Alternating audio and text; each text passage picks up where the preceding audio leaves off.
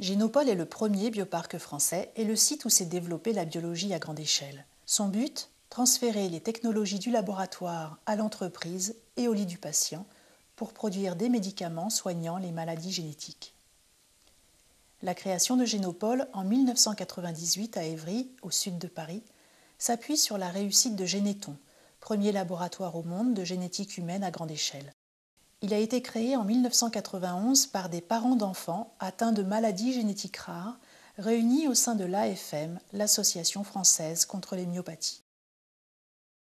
C'est là, à Généton, qu'ont été établies en 1992 les premières cartes du génome de l'homme par les chercheurs Daniel Cohen et Jean Wessenbach, grâce aux techniques de la biologie à grande échelle.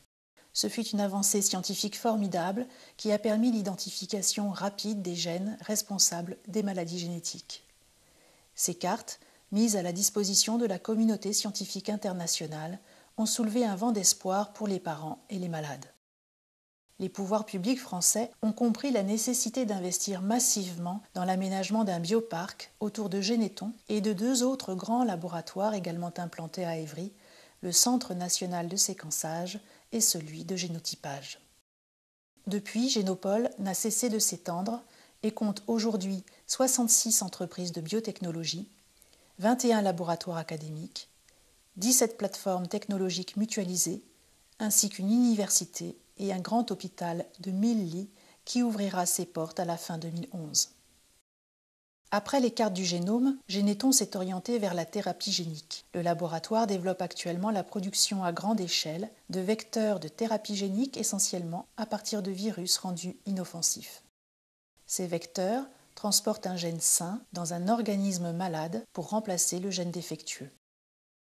À l'été 2011, Généton ouvrira le plus grand centre au monde de bioproduction de vecteurs de thérapie génique pour des essais sur l'homme, aboutissement de 20 ans de recherche, comme l'explique Frédéric Reva, directeur général de Généton. Pour nous, c'est un outil extrêmement important puisqu'il va nous permettre de répondre à de très nombreuses demandes d'essais cliniques à travers le monde pour faire avancer la thérapie génique dans de très nombreuses pathologies. Ce que nous développons ici pour les maladies rares sera utilisable demain pour des maladies fréquentes qui représentent de vrais problèmes au plan mondial, comme la maladie de Parkinson par exemple, la dégénérescence maculaire liée à l'âge, la maladie d'Alzheimer, les problèmes d'insuffisance cardiaque. Et ce que nous faisons ici réellement, c'est d'inventer la médecine du XXIe siècle. Génopole ne cesse d'intégrer l'évolution des technologies, lesquelles ont enregistré des avancées spectaculaires depuis 15 ans. En 1995, à Évry, Jean Wessenbach, directeur du Centre national de séquençage, participait au programme de séquençage du génome humain en séquençant le chromosome 14. Cette entreprise mondiale, que l'on pensait finir en 2005, s'est achevée en 2001, grâce au progrès considérable des techniques de séquençage, comme l'explique Pierre Lebert, responsable de la valorisation au Centre national de séquençage. Le cycle de vie des machines de séquençage, je dirais, s'accélère de plus en plus. Et aujourd'hui, c'est tous les 2 à 3 ans qu'on a des machines de nouvelle génération qui arrivent sur le marché et donc il nous faut tester et installer en production.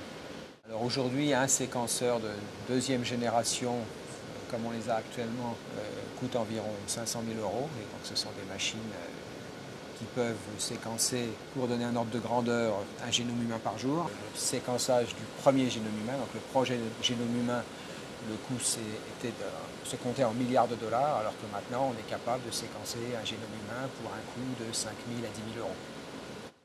Grâce à ces équipements de pointe, le Centre national de séquençage, seul centre de cette nature en France, répond aux besoins de séquençage à grande échelle de la communauté scientifique française. Il a notamment participé au séquençage de plusieurs plantes, riz, vignes, bananiers, champignons, mais aussi d'animaux comme un poisson, le tétraodon, un moustique, l'anophèle, vecteur du paludisme, et de nombreuses bactéries. Le laboratoire se consacre actuellement au projet scientifique Tara Océan qui explore la diversité du phytoplancton à travers les mers du monde. À 2 pas, le Centre national de génotypage est focalisé sur les applications biomédicales de la génomique et se consacre à l'étude des gènes responsables de maladies comme le diabète, la maladie d'Alzheimer ou les maladies cardiovasculaires.